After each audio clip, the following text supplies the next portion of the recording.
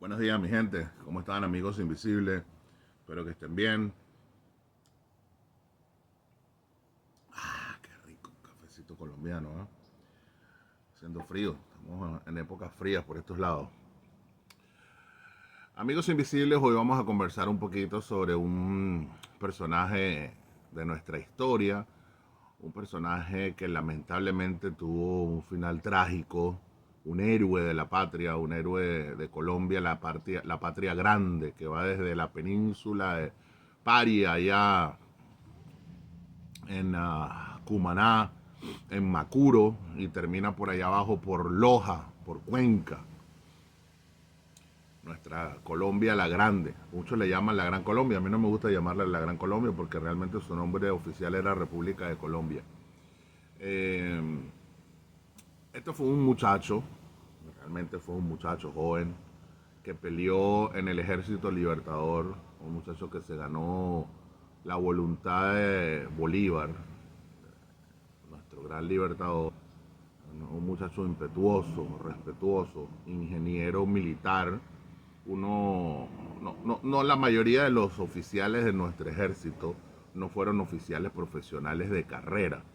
Sin embargo, este personaje del cual vamos a hablar, sí estudió y se graduó como cadete eh, de ingeniero militar en lo que antiguamente era la Nueva Granada. Un muchacho realmente maravilloso, de buena familia. Sus padres no querían que se alistara en el ejército, pero el ímpetu de este joven pues lo llevó a desobedecer y en contra de viento y marea y sobreponiéndose a todas las vicisitudes que se le presentaron, se alistó. No solamente se alistó, sino que cursó con honores, fue prácticamente el mejor en todas las promociones, fue el mejor oficial, fue el mejor cadete, el mejor estudiante, fue realmente un prodigio este oficial. Y vamos a hablar nada más y nada menos que de mi general José María Córdoba, un héroe de guerra, un general de división con todos los honores, ascendido en el campo de batalla, allá en el Rincón de los Muertos, en el Perú, arriba, en aquellas desfiladeros de Ayacucho, y de manos de nada más y nada menos que de otro héroe de la patria, como lo fue el general en jefe Antonio José de Sucre.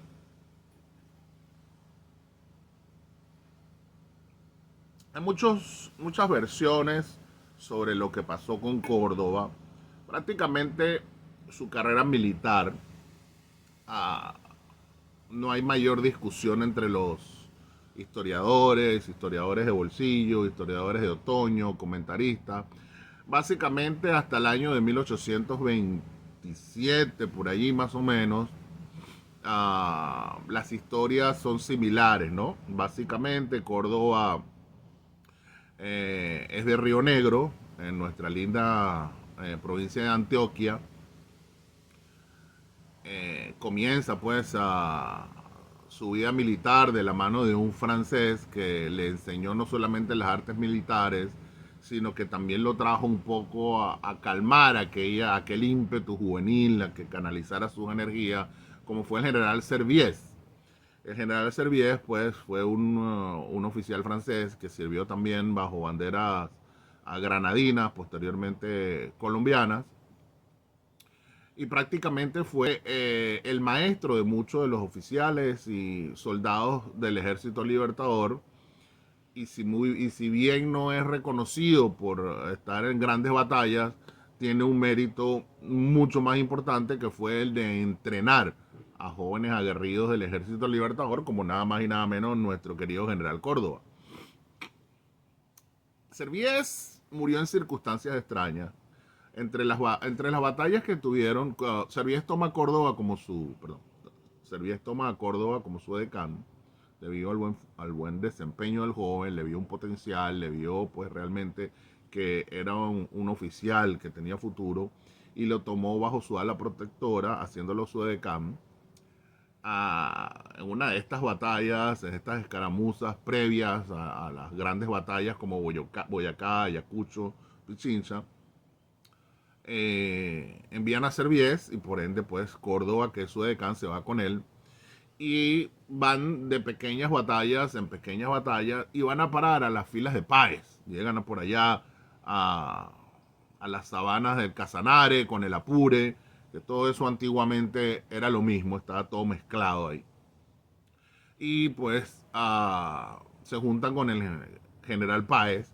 Y ahí ocurre una circunstancia, mira, ahí realmente no hay información. Yo he investigado el caso en muchos, muchas bibliotecas, he puesto empeño en tratar de averiguar realmente qué pasó ahí, pero no hay así una información contundente, ¿no?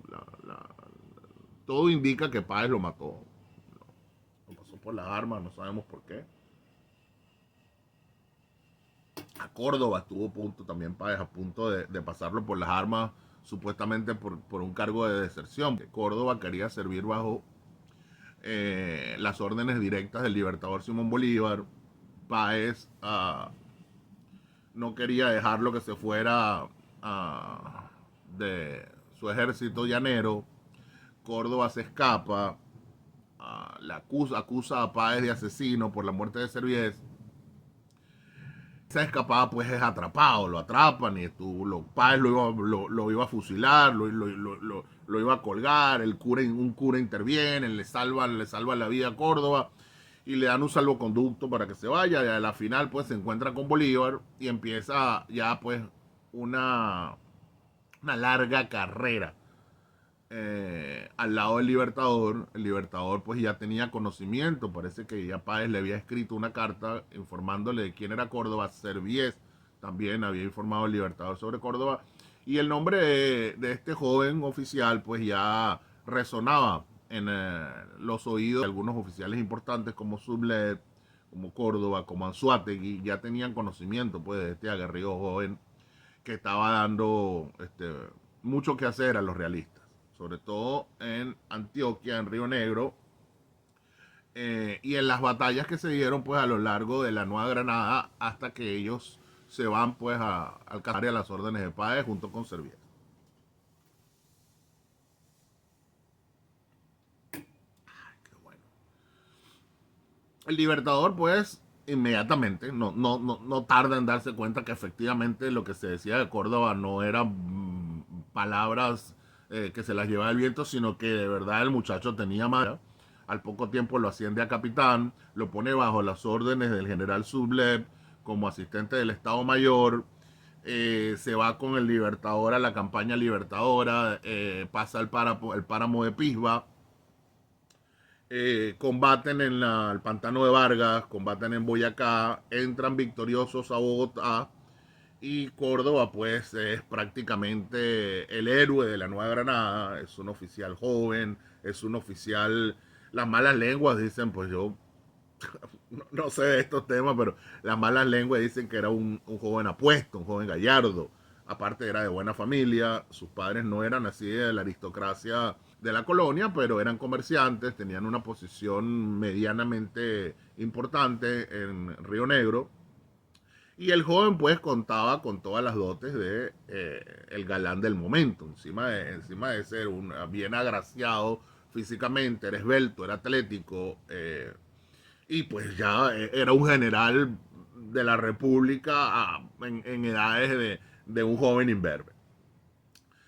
Una vez que termina pues la campaña libertadora que concluye en Bogotá con la victoria del Pantano de Vargas y la victoria del Puente de Boyacá, en donde Córdoba pues destacó entre los mejores, el Libertador lo envía a su tierra natal, lo envía a Río Negro a liberar. A él le llaman, de hecho, le llaman en Río Negro, se le conoce, de la Antioquia se le conoce como el Libertador de Antioquia. El Libertador lo envía para que termine pues con las huestes realistas que se encontraban en la ciudad de Río Negro y en toda la provincia de Antioquia, y efectivamente Córdoba pacifica completamente toda su provincia, entra como el gran héroe, el gran muchacho, el gran joven que salió sin el consentimiento de sus padres a librar una guerra sin conocer, saber, y regresa hecho pues todo un general del ejército, nada más y nada menos que del ejército triunfante, el ejército que acababa de sacar a los ejércitos españoles y a los realistas de la Nueva Granada. Y es agasajado, todos en el pueblo pues tienen que hacer con él, hay brindis, hay fiestas, hay comparsas, hay convites, hay un tadeo en la iglesia. Y así pues va creando esta fama de héroe a lo largo y ancho de todo el territorio nacional. Ya es un general, como dije antes, ya tiene amistad con Sublet, y a Páez ha escuchado de él después que lo quiso matar, ya sabe que de quién era el personaje que él iba a matar. A Sucre ya está al tanto de él. Y así pues, entonces continúa, después que se hace la pausa, Bolívar se va a Venezuela, se dan los sucesos de Carabobo, y el próximo destino de nuestro gran general es enviado al sur. Bolívar lo envía al sur a ayudar a Sucre en todo lo que es pues ya la campaña del Perú. Y en el Perú definitivamente es donde su ángel guerrero y su espíritu combativo se va a catapultar pues al Valhalla de los héroes de la patria en el campo de batalla de Ayacucho, donde destaca como el mejor oficial, el militar más aguerrido, el hombre que define la batalla de Ayacucho. Sucre lo asciende a general de división en pleno campo de batalla, algo que es pues heroico, algo que para un oficial es el clímax de su carrera. Le ciernen, sobre él caen todos los halagos, todas las alabanzas, las condecoraciones. Después de la batalla de Ayacucho se dio un convite, se dio una fiesta, se dio un agasajo en donde se le otorga una corona de oro con laureles al Libertador. El Libertador la rechaza y dice, mira, yo no tengo por qué recibir esta corona, porque esta corona la merece realmente es el general Antonio José de Sucre, que fue el comandante de la batalla, y le pone la corona a Sucre en las sienes. Sucre, que pues es otro personaje importante de nuestra historia y que es un ave, un ángel de esos caídos, humildemente, a pesar de haber sido el comandante, haber sido realmente sobre los hombros que reposaban toda la responsabilidad de la batalla de Ayacucho. Sucre, con toda la humildad del mundo, también se quita la corona y se la pone sobre las sienes a Córdoba y dice delante de todo el mundo, si hay alguien que merece esta corona es el general José María Córdoba, puesto que él fue el quien definió la batalla y gracias a él pudimos vencer a los españoles en Ayacucho. Gracias a él conquistamos los laureles del éxito en aquella batalla bastante cruenta y bastante feroz. De manera que Córdoba pues sale catapultado al estrellato del generalato y al estrellato de las personalidades más importantes de la República de Colombia después de aquella batalla. De hecho, hasta el sol de hoy se conoce el dicho en el ejército de soldados, vista al frente, a paso de vencedores. Se dice que eso lo dijo José María Córdoba a sus soldados en la arenga que les dio para emprender la batalla, y ese eslogan o esa frase ha perdurado en el tiempo y hoy en día pues se usa en el ejército colombiano. Igual pues su nombre se ha perpetrado en la escuela de cadetes, nada más y nada menos. La escuela de cadetes lleva el nombre del general José María Córdoba. Hay pues cualquier cantidad de monumentos, escuelas, colegios, calles, avenidas, plazas, estatuas en honor a nuestro querido general, quien definitivamente era una estrella brillante, que pues lamentablemente por circunstancias que están muy dudosas, perdió la vida a una edad pues temprana, y quién sabe cuánto bien hubiese hecho a nuestra república si no hubiese muerto en los sucesos que le vamos a contar ahora más adelante.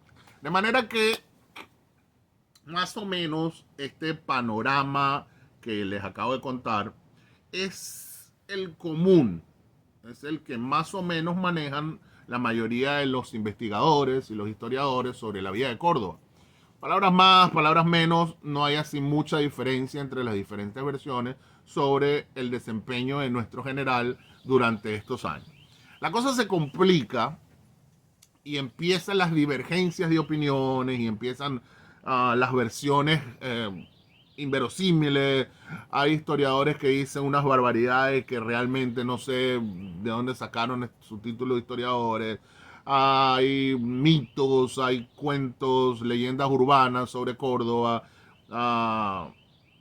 que realmente hacen muy confuso el poder dar una definición exacta de qué fue lo que pasó con él posteriormente a la guerra de la independencia, cuando llega la paz, cuando ya todas las cosas empiezan a rodar en torno a la vida civil, en torno a la construcción de la república.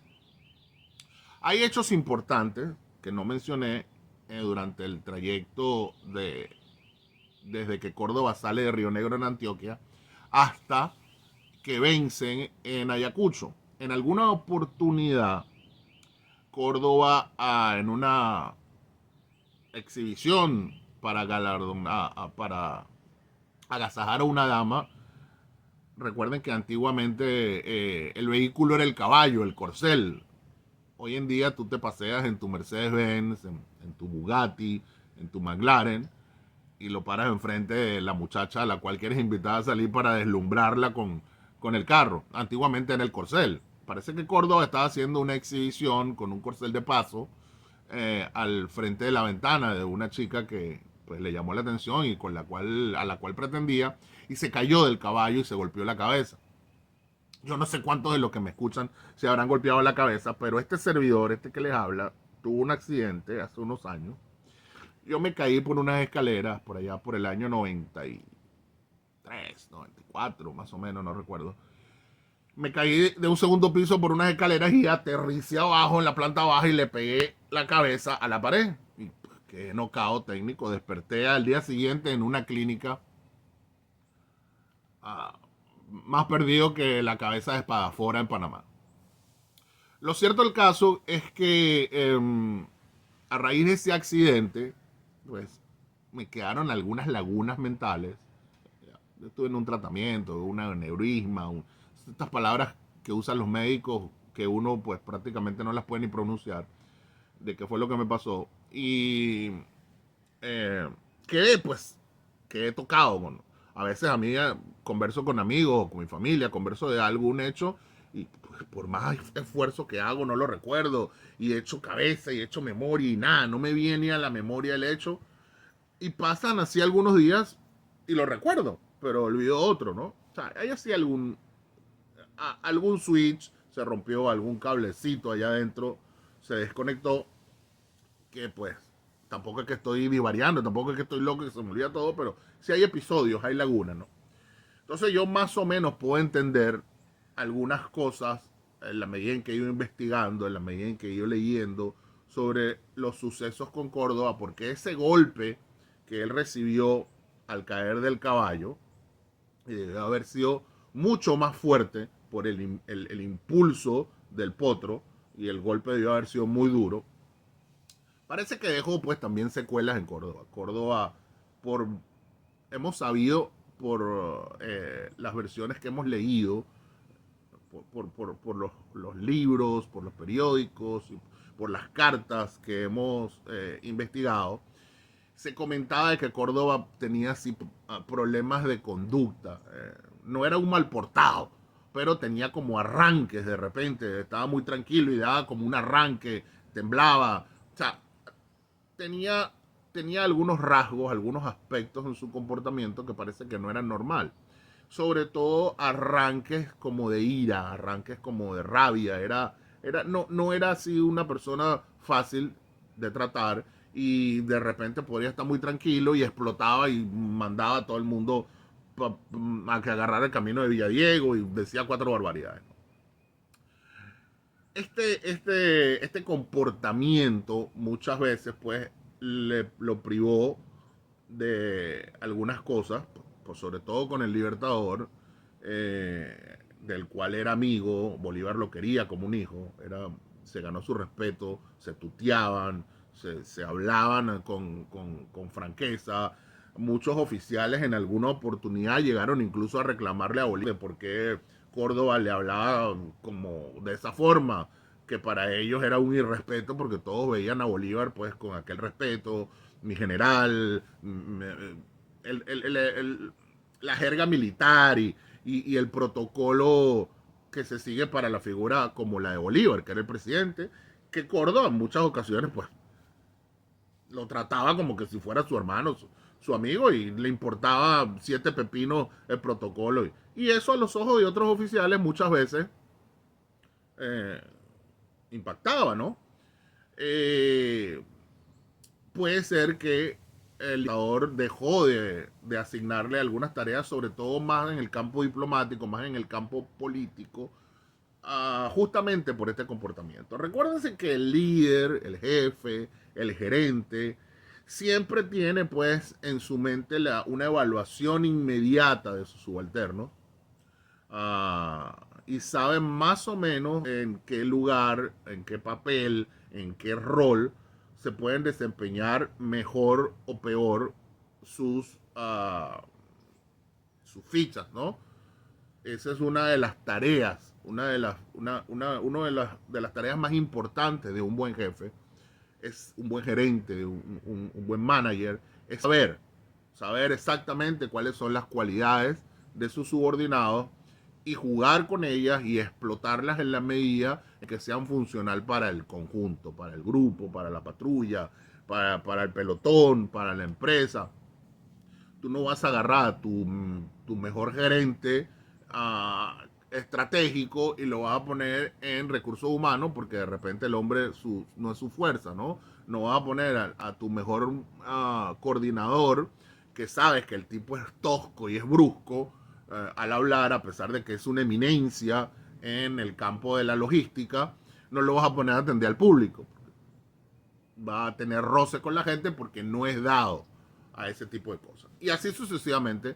Son cosas que los gerentes y los oficiales y las personas que están al mando, cuando son eficientes, porque ojo, no todo el mundo tiene esa virtud y esa cualidad, cuando tienen esa virtud, saben cómo mover sus fichas en el tablero de ajedrez. Y Bolívar, evidentemente, tuvo esa virtud, tuvo esa cualidad, aunque a veces le falló, sobre todo, compadre.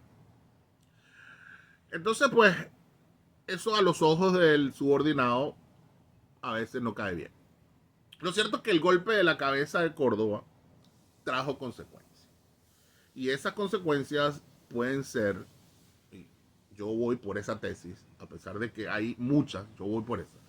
Puede ser que ese golpe fue lo que terminó afectándole a la hora que le tocó tomar decisiones vitales para la etapa final de su vida. También hay hechos en su pasado, en este periodo de tiempo, que son importantes traer a colación. En alguna oportunidad el Libertador lo envía a Popayán. En Popayán estaba un bandido llamado Obando, José María Obando. Eh, como todas las cosas inexplicables de nuestra tierra, este bandido, que realmente era como el Diosdado Cabello del siglo XIX, llegó a ser hasta presidente de la República. Obando, pues, es el autor intelectual del asesinato del gran mariscal de Ayacucho. Era un bandido, era un realista, un coronel del ejército español que luego se pasó al ejército patriota. Bolívar tuvo mal tino con él, de verdad. Como dije antes, compadre, también con Obando, el Libertador perdió el norte ahí. Lo ascendió a general, bueno, en fin, siendo un bandido. Obando venció a...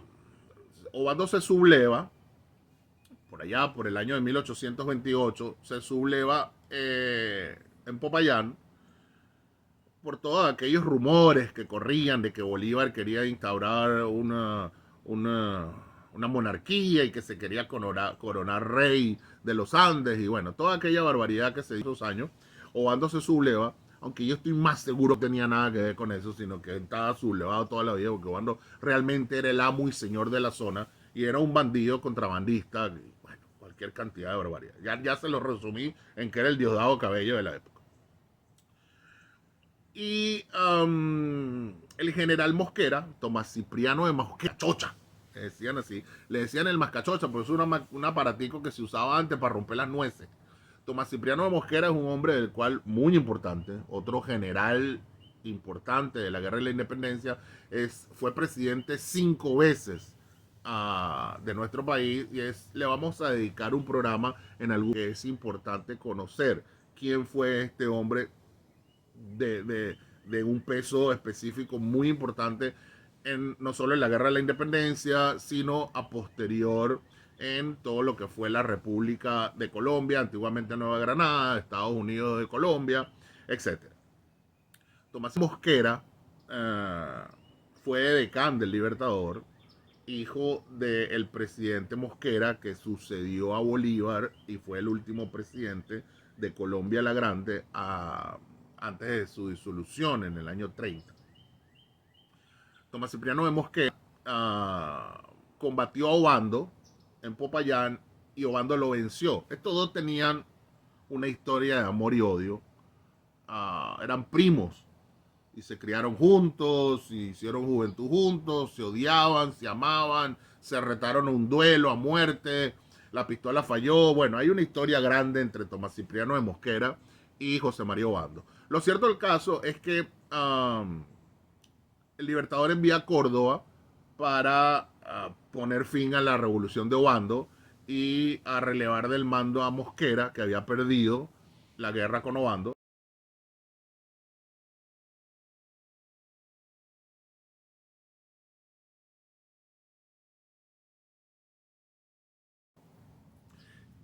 Ah, esta es una de las versiones de la historia en donde mucha gente, muchos historiadores dicen que fue Tomás Cipriano de Mosquera que le envenenó la mente a Córdoba, que empezó a hacerlo creer pajaritos preñados, de que el Libertador parece que no lo quería, que por eso que él prefería Sucre, que el Libertador estaba tomando atribuciones que no le pertenecían, y hubo así pues muchos comentarios según algunos historiadores, cosa que yo no creo, yo personalmente no creo que mi general Cipriano de Mosquera puesto en esa, porque era un delfín del Libertador, era un adicto al Libertador, su familia toda completa eran amigos del Libertador, él era decán del Libertador, y pues yo realmente no me creo esa versión de la historia, pero es importante que la mencione porque hay gente que sí, pues, creerá en ello, ¿no?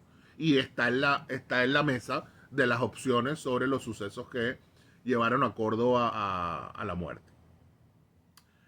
Estando en Popayán, hay una de estas muchachas que nunca falta en los pueblos, y Córdoba pues la pretendió un par de veces, y se topó con un sargento, que el sargento pues era medio payasón, ¿sabes? Estos personajes que abundan en todos lados, falta de respeto, irrespetuoso con su superior, y pues tuvo un par de encontrazos con Córdoba, luego también a raíz de la muchacha esta, parece que él tenía algo con la muchacha, Córdoba le dijo que se abriera, que él era el general, que era el que más mandaba ahí, que si él quería la muchacha era para él, y él no tenía nada que buscar ahí, lo mandó a arrestar como con el edecán, y este asunto terminó en tragedia, el, el sargento terminó muerto, y Córdoba es llamado a juicio.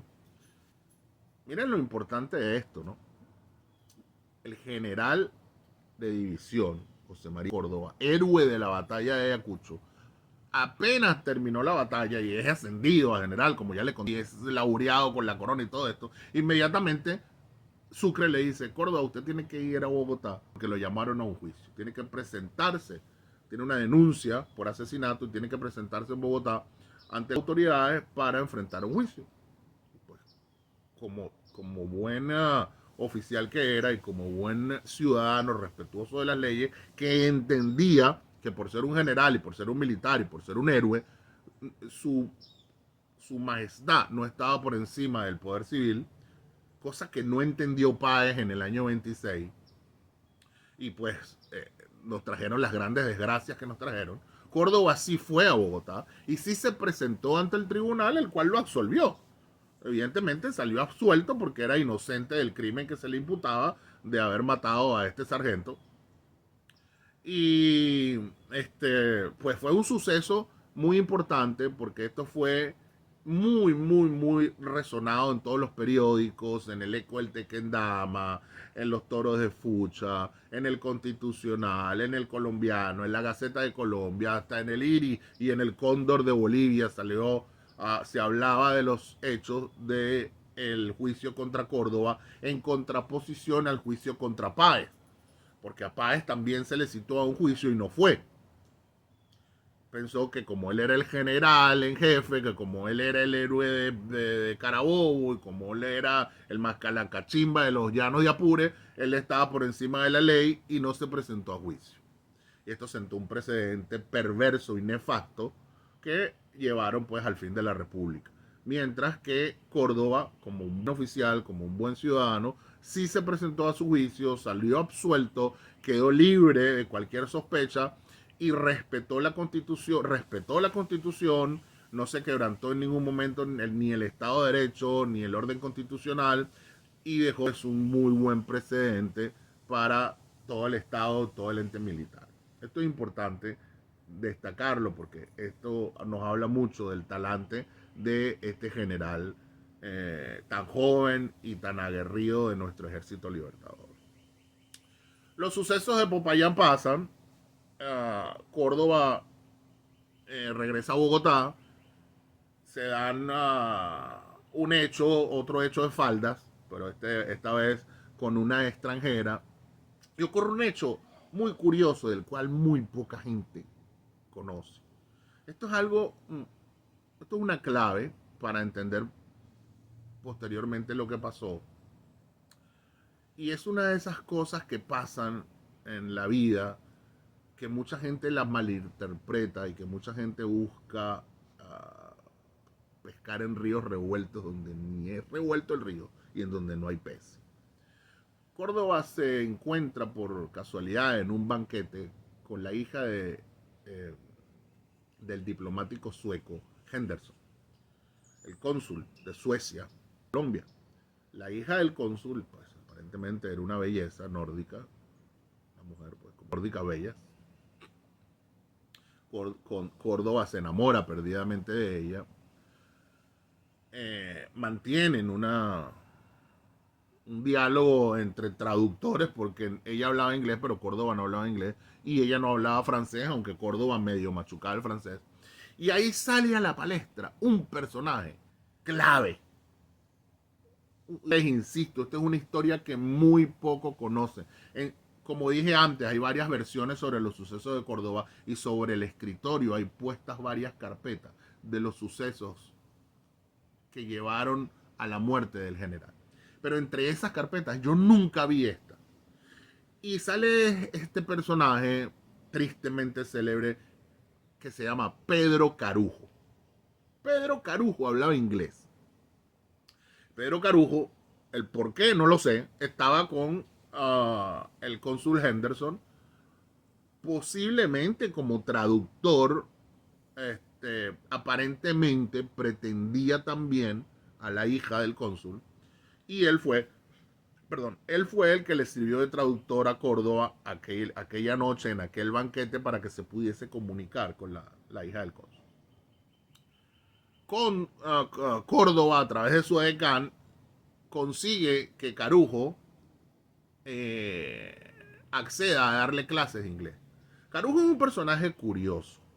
Carujo es otro muchacho también joven de la época, un oficial, que estuvo envuelto pues, en los dos magnicidios más famosos de aquella época, el de la Noche Septembrina y pues el magnicidio que intentaron luego con el presidente José María Vargas en el año 35 en Caracas. Este Carujo veía clases de matemática con un cura, el cura de Bogotá, el párroco de Bogotá, el párroco no, manejo bien los nombres de los curas, obispo, cardenal, algo así. No era el cura de la esquina, pero era como el obispo, tenía una jerarquía alta en la iglesia, y le daba clases a Carujo. Carujo era un muchacho aparentemente, por lo que he investigado, que le gustaba aprender, le gustaba leer, era culto, era refinado, tenía el don de la palabra. Y siempre andaba pues estudiando, de hecho estudiaba con este cura parece que matemáticas. A su vez, entonces, él hace una amistad con Córdoba para enseñarle inglés, para que Córdoba pudiese comunicarse con esta muchacha. Evidentemente, entre alumnos, y tendrían que ser reunidos en algún sitio, tendrían que haberse frecuentado, y conociendo el personaje, como lo he conocido a través de la investigación, Córdoba debió haber sido muy insistente con Carujo, aprender una lengua que lo ayudase a comunicarse con la mujer. Entendemos eso. Cuando tú estás enamorado de una mujer, tú buscas rápidamente la forma de estar ahí, la forma de coronarte, de estar con ella, y mueves cielo y tierra y haces lo que tengas que hacer para lograr tus objetivos. Así que yo estoy plenamente seguro de que esa amistad entre ellos, o esa relación entre ellos, fue pues, muy consuetudinaria. Pero Córdoba no sabía que Carujo conspiraba. Estamos hablando ya del año 1828. Empiezan las conspiraciones, empiezan los problemas, el vicepresidente, Santander, todo aquel tema de, de, de, de los empréstitos, no había dinero, Bolívar regresa de la pacificación de Páez, se termina, se da el fracaso de la convención de Ocaña, de la gran convención. Al darse el fracaso de la gran convención, quedamos sin constitución. La constitución vigente era la constitución de 1821, nuestra querida constitución de Cúcuta, de la cual guardo copia en mi mesita de noche. Queda prácticamente en el limbo porque la convención no terminó ni de modificarla, ni de cambiarla, ni nada, sino que la convención fracasó, la convención se disuelve y por ende la constitución queda en el aire. No hubo una resolución definitiva de qué iba a pasar con la convención, con la constitución, por ende quedamos como en un vacatio legis, un vacío legal. El Libertador asume el poder, instaura por petición de las actas que le llegaban de toda la nación un poder dictatorial para rescatar a la nación del naufragio en que se encontraba, las facciones que tanto daño estaban haciendo y pues de las posibles insurrecciones que se pudiesen dar, como se dio el año 26 en Venezuela sobre todo, para tratar de fracturar la integridad nacional.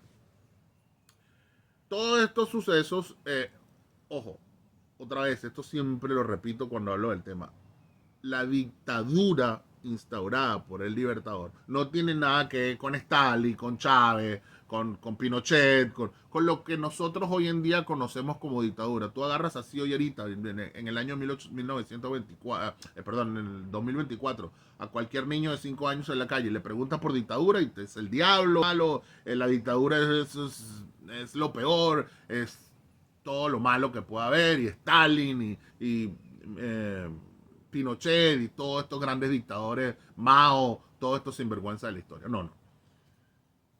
Para aquel año, para el siglo XIX, para el año de 1828, la dictadura que instauró el Libertador fue la dictadura de Cincinato, la dictadura romana, al estilo como se conocía en la antigua Roma.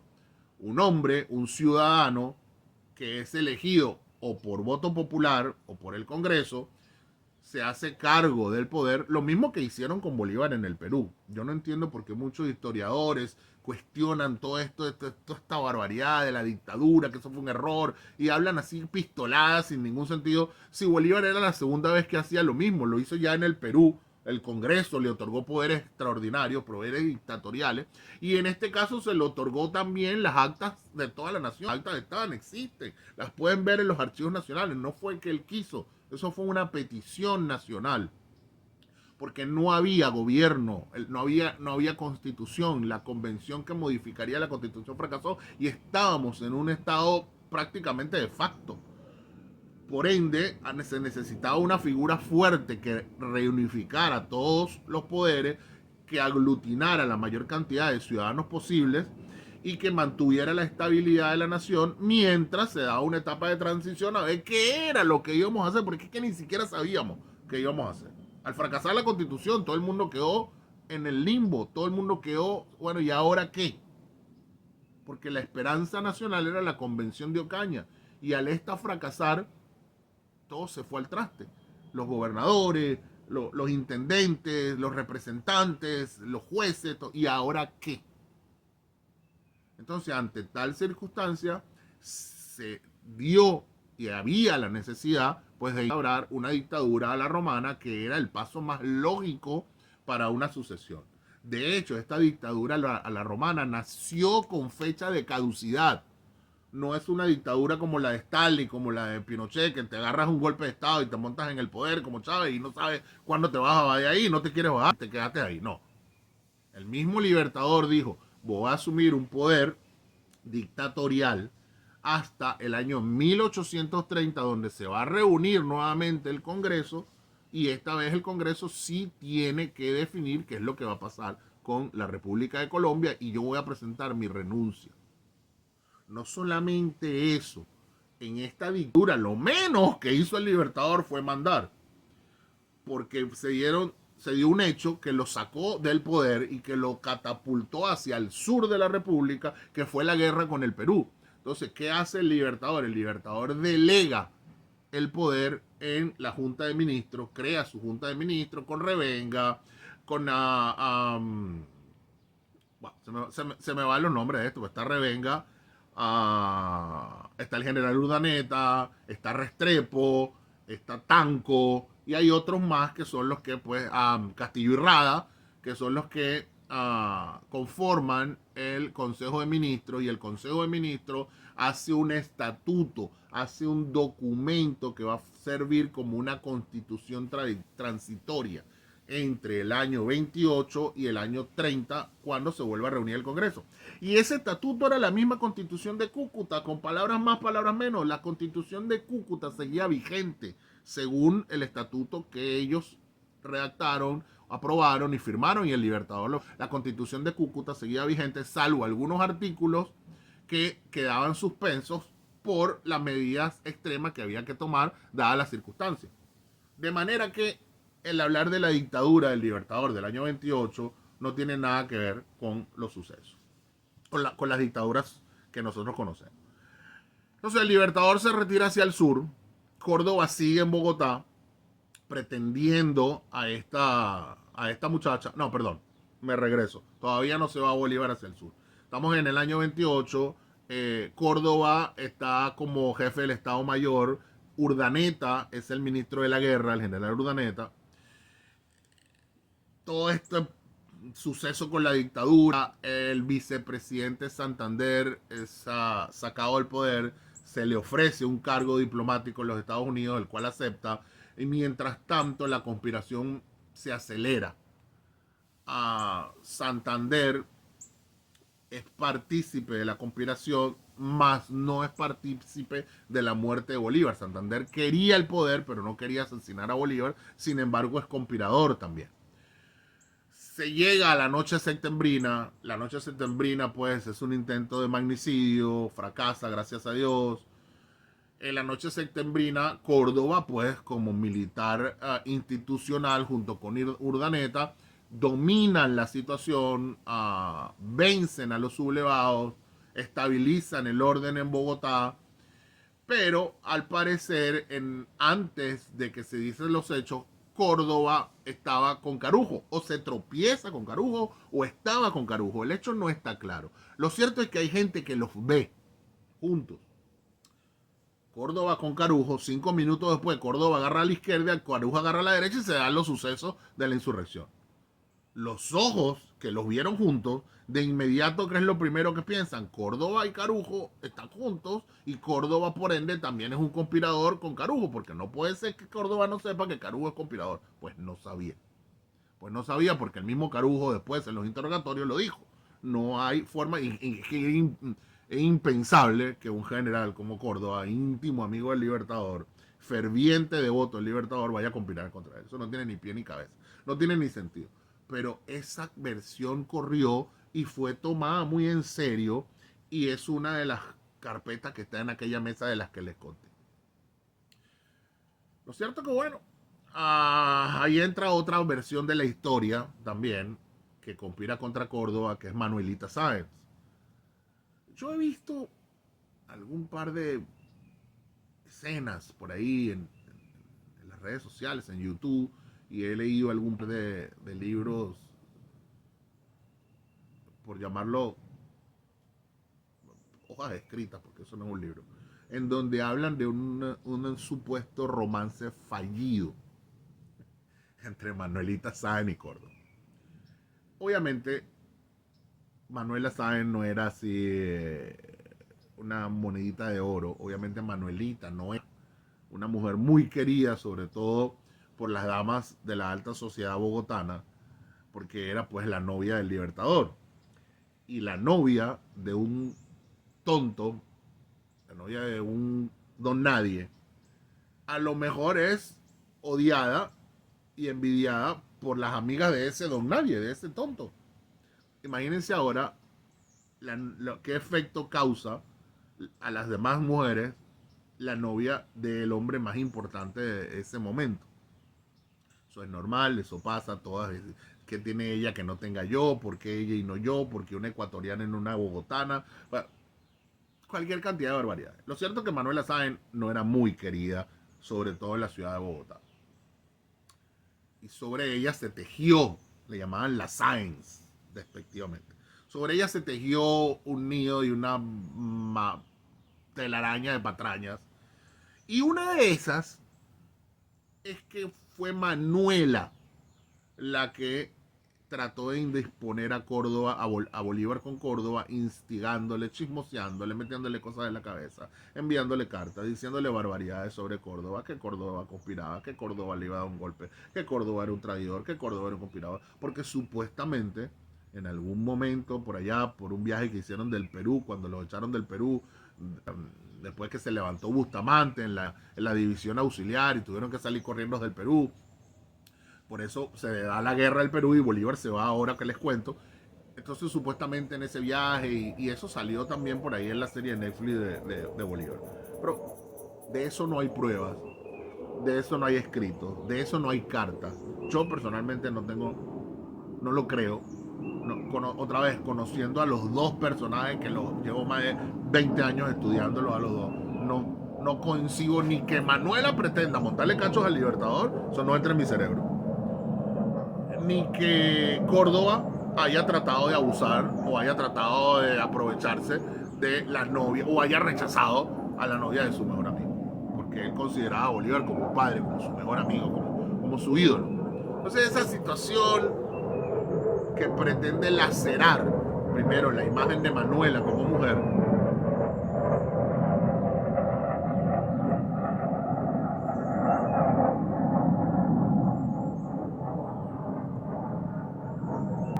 no estamos en Gaza, ¿no? Y que por otro lado pretende también lacerar la imagen de un hombre como Córdoba, es una historia, verdad, muy oscura, muy fea, que ni siquiera deberíamos de tomar en cuenta. Entonces, pues, esa versión habla, por ahí vienen los tiros de que en Córdoba y el Libertador hay,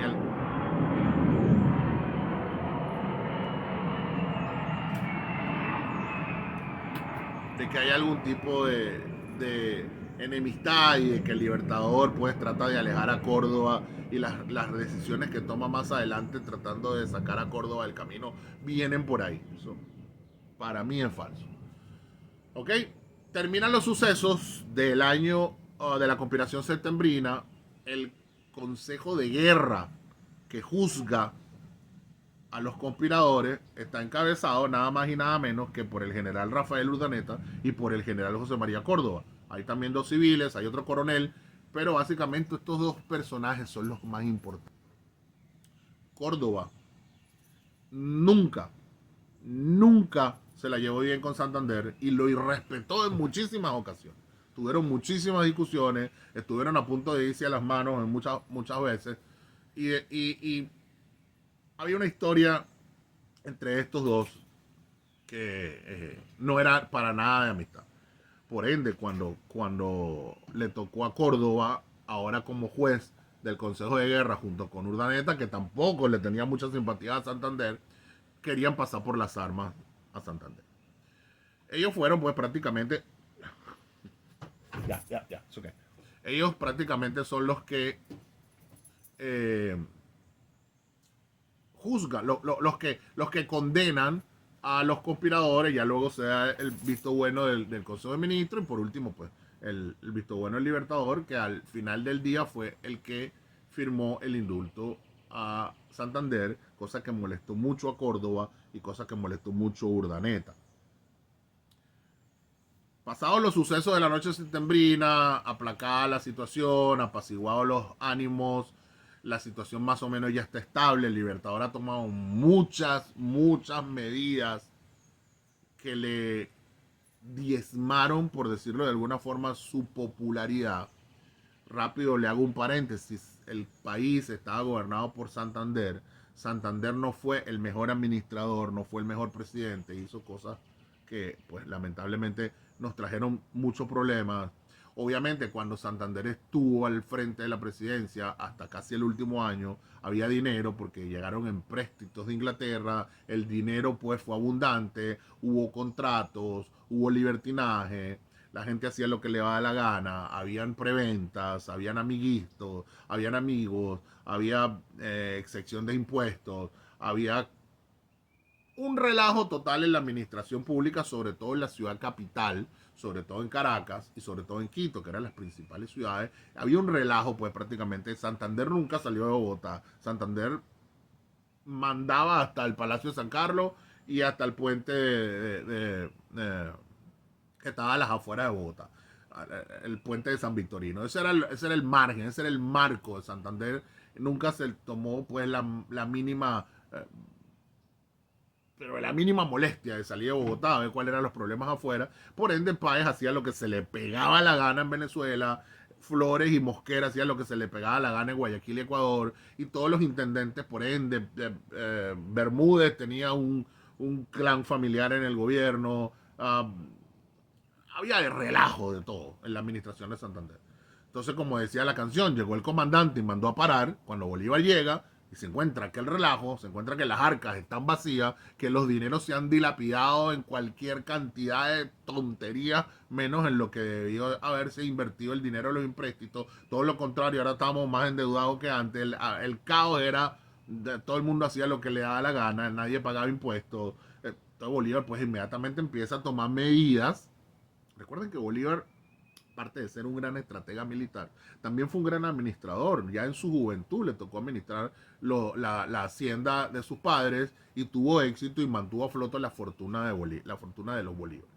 Así que no era así ningún tonto en cuanto a administración y sabía muy bien cómo era el comercio y cómo era el trueque y cómo era la forma de hacer dinero. Esto evidentemente cortó cabezas.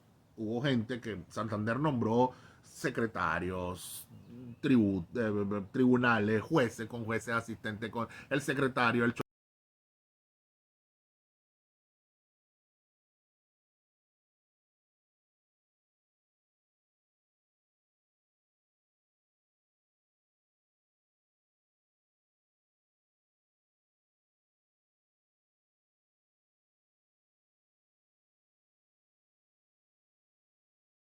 Bolívar llegó y cortó cabezas. Empezó a sacar gente que había jueces que no existían que no, y cobraban salario. Había flotas navales fondeadas en Cartagena con barcos que no se movían y que estaban ahí fondeados y había capitán, había primer oficial, había tropa, todos cobrando salario del erario público del Estado. Pues Bolívar acabó con todo eso, licenció un poco de gente, obviamente el que llega a poner orden, inmediatamente ya es enemigo de todo el mundo. Porque el que recibía sus 4 centavos, jugando truco allá a las costas de Cartagena y tomando chicha amarga a costilla del Estado y de repente llega el jefe y corta todo eso, no, ojito bonito no le va a hacer. Evidentemente hubo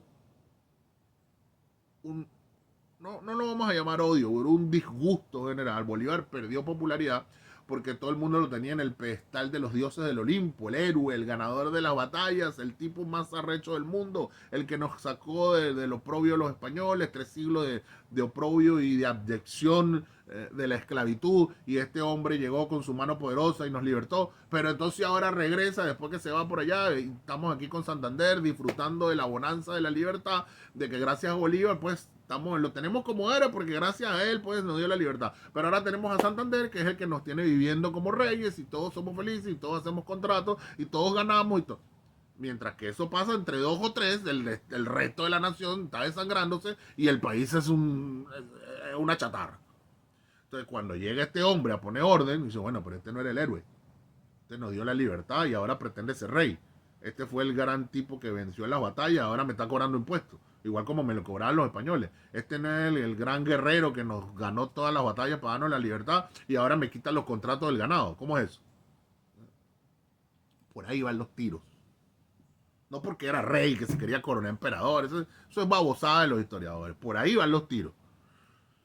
Bolívar se ausenta de Bogotá cuando deja supuestamente todo pacificado y se va a atender junto con Sucre y junto con el general Flores la guerra de los traidores peruanos que nos invadieron, nos querían quitar Guayaquil, nos querían quitar el Maina, nos querían quitar el Yopal. Casi que querían llegar a Cuenca y quitarnos Cuenca, y cuidado, si lo hubiesen dejado llegar hasta Popayán. Lo cierto es que, bueno, yo no sé si Lamar era Juan Manuel Santos de la época, o el Pastrana, pero por ahí le tiraba. Lamar invade, general peruano, invade el sur de Colombia, con pretensiones pues absurdas, y Bolívar se va pues a poner frente como presidente que es de la nación. No era como Santander, que la tercera división se sublevó y él pues se quedó en Bogotá celebrando a esperar a ver qué pasaba. No, Páez se sublevó y él se quedó en Bogotá esperando a ver qué pasaba, y le mandó una carta a Bolívar: mira, ven a arreglar tu rollo porque no hay yo qué hacer con Páez. Eso no es un líder, eso no es un general. Si Santander hubiese tenido los galones bien puestos, hubiese ido inmediatamente a enfrentar a Páez en el año 26 y hubiese ido inmediatamente a enfrentar a Bustamante en el año 28. Pero no hizo nada. Bolívar sí, Bolívar por el contrario, Bolívar viajó de Lima, llegó a Colombia y lo primero que hizo fue: vamos a frentear a Páez, vamos a ver qué es lo que pasa. Como un buen general y un buen líder que era. Y después, en el año 29, se va de Bogotá, deja el poder en manos del Consejo de Ministros y se va a la frontera a enfrentar a los peruanos encabezados por Lamar. Aquí estoy yo, vamos a ver qué es lo que pasa. Lo cierto del caso es que se queda mucho tiempo, casi prácticamente todo el año 29, y deja el gobierno acéfalo en manos del Consejo de Ministros, que hicieron otro relajo más. O sea que el hombre no pegaba a uno. Primero deja Santander, acaba con la economía. Luego deja el Consejo de Ministros y acaban con la imagen de él.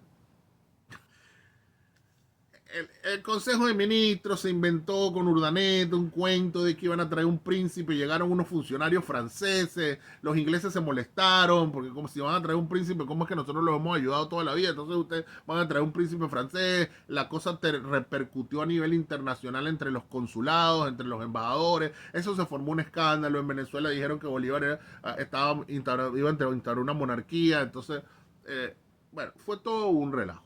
Lo cierto del caso que Córdoba se va detrás de Bolívar, también a la guerra con el Perú, pero cuando llega ya prácticamente todo está listo, pues ya el gran mariscal de Ayacucho, Antonio José de Sucre, había vencido a los peruanos en el portete de Tarqui en una batalla humillante, les bajó los pantalones, les dio dos nalgadas y los echó para atrás otra vez: vayan fuera de aquí. Les quitó las banderas, les quitó todo, y subieron los peruanos en desmandada corriendo para su casa. Y eso que era una proporción de 5 peruanos por un colombiano. Y con todo y eso, en el portete de Tarqui los humillamos. Y lo dejamos ahí con un pedestal de jaspe. El que no ha tenido la oportunidad de ir ahí a Girón, a Tarqui, a toda esa zona del sur de Cuenca, en el Ecuador, le invito a que vaya, pues es una belleza. El mejor café del mundo y la comida espectacular.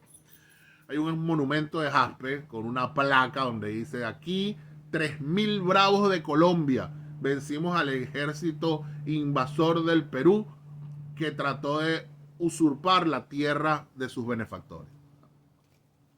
Dos cachetadas en la moral, porque más que la victoria militar, fue una victoria moral, porque luego Sucre, que era un un gentleman. Sucre era, yo no sé, creo que era un extraterrestre. Después que los vence, los hace firmar un tratado, el Tratado de Girón, donde los perdona, donde le dice que este tipo de cosas no pueden seguir sucediendo, donde no les quita nada, donde incluso hasta la devuelve un pedazo de tierra, los alaba, le dice la derrota no, el triunfo no le da derecho al vencedor sobre el vencido. Yo no quiero que esto trascienda con los años, porque el Ecuador y Colombia van a ser vecinos de por vida. Y todo lo que yo haga hoy aquí en este tratado podría repercutir, podría, en vez de limar las asperezas y crear una paz duradera en el tiempo, podría yo aquí acerbar más, azuzar más para que los resentimientos creciesen mucho más y en el futuro se diese otra vez un intento por parte del Perú para atacarnos nuevamente. Así que este tratado es un tratado de conciliación más que un tratado de vencimiento de una guerra. Es un alma noble, como lo dijo Bolívar, es un Abel. Y con todo y eso, que los peruanos, todo después viene la mar y dice que él desconoce el tratado. Bueno, esta es otra historia que también ojalá podamos contar algún día. Lo cierto que, bueno, estando en el sur de Colombia, Bolívar hace un agasajo al mariscal Sucre. En este agasajo, Bolívar, como todos los líderes, pues, quiere agradecer a su subalterno por los galones, por las victorias, por los laureles que ha cosechado, y hace un gran agasajo y en el brindis brinda por él y lo alaba y le dice que es el mejor general, que es el hombre más importante, que es su rival, lo va a rivalizar, y pone a Sucre en la estratosfera. Aunque ustedes no lo crean y el que no lo ha vivido no lo entenderá, pero esto crea rencilla entre los subalternos. Los otros, que también participaron de alguna u otra forma, al escuchar al jefe alabar de una manera, pues tal vez muy, con mucho hincapié o desproporcionada a sus ojos, a uno de ellos, los otros dijeron, ¿y yo qué? ¿Yo cómo quedo aquí? Eso le pasó a Bolívar muchas veces. También en el año 26, cuando premió a Páez, antes de irse a Puerto Cabello y dejar Venezuela, donde ya más nunca volvió, dijo que todo lo que él había hecho lo había hecho por la gloria de Caracas. Eso lo dijo en el año 26. Las críticas en el periódico salieron hasta ayer. Que Bolívar era un traidor, que Bolívar todo lo que hacía lo hacía por Caracas, que qué había pasado con Popayán, que tanto lo ayudaron, que había pasado así hasta el cura de por allá de Paipa, antes del pantano de Vargas, salió quejándose que en Paipa le dieron uniforme al Ejército Libertador y él todo lo hacía por la gloria de Caracas. Este tipo de cosas en la boca de un líder. Por eso que el líder tiene que cuidar mucho lo que dice, porque todos lo malinterpretan y lo transgiversan y hacen una comidilla y crean una tramoya y una novela, porque ahora él dijo que era Caracas, él quería más a Caracas y nosotros ahora estamos ofendidos en Cartagena. Y más en aquella época de ánimos exacerbados. Recuerda lo que le dije, llegó a poner orden. Entonces, al llegar a poner orden, ya está en la mira. Cualquier cosa que haga no va a atenuar la bronca que tiene la gente. Cualquier cosa que haga va a catapultar aún más la bronca que tiene la gente. Entonces muchos, no, que es que Bolívar se quería coronar emperador. No, eso no tiene nada que ver con la bronca de la gente. La gente le importaba 7 pepinos si era emperador o no lo era, porque ni entendían el concepto. Estamos hablando de una población de 80% de analfabetismo. La gente lo que estaba era molesta porque lo estaban haciendo pagar impuestos, porque a las restricciones que había puesto la administración ahora se acabó el libertinaje que tenían con Santander y ahora ya pues le tocó empezar a vivir como realmente tiene que vivir un ciudadano, con deberes y con derechos. Por ahí es que venía la bronca. Pero los historiadores hacen comidilla con el cuento del emperador de los Andes. Córdoba se ofendió. Córdoba se ofende, encara a Bolívar. Hay cartas, esto lo sabemos por cartas. Oye, Córdoba, mira, Urdaneta le escribe Briceño Méndez le escribe a Arismendi, a Bermúdez, Y esas cartas están y se pueden leer y uno lee una y lee otra y lee el periódico y lee la información de por aquí en la Gaceta Oficial y tú más o menos tú puedes ir sacando una idea y conociendo el personaje y personalmente yo que me dice pingazo en la cabeza y más o menos entiendo esos ataques iracundos de Córdoba, tú más o menos puedes por ahí ir comprendiendo lo que hacía Córdoba, cómo pensaba, cómo razonaba, cómo reaccionaba. Entonces, todas estas cosas pues, influyeron mucho en la cabeza de Córdoba. Córdoba se molesta. Dice que él también, el Libertador trata de calmarlo. Pero al día siguiente, después de esto, sea otro hecho que ahí sí ya no hay más nada que hacer. El Libertador nombra a Juan José Flores como el comandante general del sur, auxiliar a Segundo de Sucre. Esto definitivamente le voló los tapones a Córdoba, porque Córdoba aspiraba a ser pues como el comandante. Córdoba era el militar por excelencia, era el militar más aguerrido, el más laureado después de Sucre, y pues al él ver que el Libertador le estaba dando el poder que él pensaba que era para él a otro que de paso era subalterno suyo y que compartía la misma regionalidad, y no lo voy a llamar venezolanidad porque no existía, sino que era del combo de los militares de Bolívar, entra en la cabeza de Córdoba las cosas que le metió Mosquera en la cabeza, que Bolívar se estaba rodeando solamente de militares que eran afines a él, que Bolívar que tenía algo con la Nueva Granada, empezaron a conspirarle en la cabeza, todas esas cosas empezaron a explotarlo, que él se merecía ese puesto porque se lo dan a otro. Pero esto tiene un trasfondo que tampoco lo nombran los historiadores. Bolívar había escrito una carta y escribió muchas cartas y explicó y dijo por qué y se lo dijo a Córdoba. Le dijo, Córdoba, hay dos razones por las cuales yo no te doy este puesto a ti. Primero, porque te quiero conservar para otras cosas. Eres un hombre joven, tú aquí no tienes nada que hacer en el sur, te necesito en Bogotá, al frente de un ministerio. Quiero que te cases. Bolívar, otra vez, Bolívar veía a Córdoba como un hijo. Él sabía que poner a Córdoba en una posición de mando en el sur era condenarlo. Condenarlo a no salir de ahí, de un generalato, ya que más iba a coser. General en jefe, a menos que llegase una guerra. Ella era general de división, ya no había más. Ese era su tope, hasta ahí de ahí no iba a pasar. Y Bolívar quería más cosas para él. Pero él dice, mira, en el razonamiento de Bolívar, este es un muchacho todavía joven, con 30 años, con un expediente impoluto, con una carrera brillante, estaba enamorado de una joven europea. Bolívar quería que Córdoba saliese de Colombia, que viera otro mundo, que se casase, que tuviese hijos, que se educase, que aprendiese, para que luego desempeñase funciones hasta tal vez presidenciales.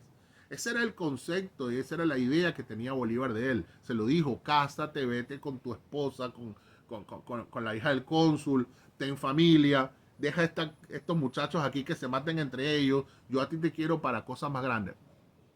Pero un hombre como Córdoba no entendió eso, no lo comprendió. Pensaba que era que Bolívar lo estaba echando, lo estaba apartando. Recuerden que Bolívar sacó a Santander como cónsul en Estados Unidos. Él dijo, nada, yo también, me quiere sacar de aquí, es que realmente Mosquera tenía razón, esto tiene un complot, aquí hay algo raro, aquí algo me huele mal y por algo me quieren a mí fuera de aquí, mira, Sucre, Juan José Flores, el otro, estos son amigos, estos andan en... Se dejó, se dejó.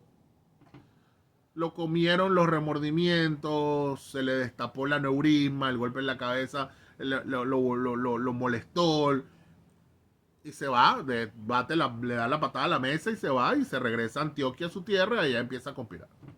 Empieza a hablar mal de Bolívar, que Bolívar es un traidor, que Bolívar sí quiere montar una dictadura, cuando